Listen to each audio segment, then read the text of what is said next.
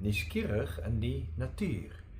Ek onthou toe ons eenslag as gesin op pad was met vakansie, dat die rit 'n hele speletjie geword het om te kyk wie kan die mooiste dier of TV-karakter in die wolke raak sien. Dit was so bewolkerig gewees die dag. Iemand sien 'n olifant met 'n hoed, ander een sien 'n draak wat slaap, selfs Shrek het sy verskyning gemaak. So die hemelruim het soort van 'n skilderdoek geword waarop ons met ons verbeelding kon speel. En daardie oomblik het ons nie net lekker laat lag nie, dit het ook vir ons 'n gevoel van verwondering gebring.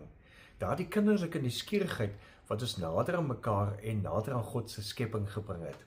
Ons lees oor God in Psalm 104 vers 24. U het baie dinge geskep.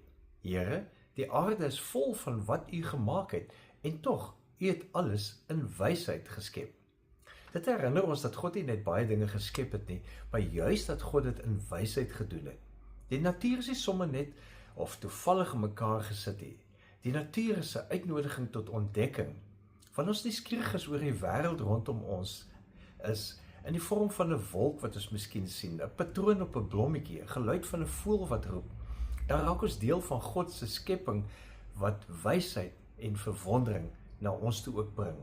Volgens Cashdan skep die verkenning van ons omgewing 'n gevoel van verwondering en dit verhoog ons daaglikse gevoel van welstand.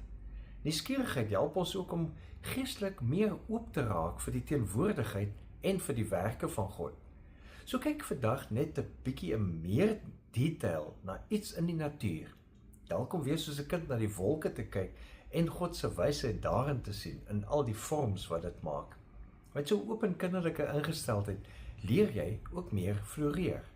Dis nie 'n luukse nie, dis lofprysing tot God se eer. Leef geïnspireerd.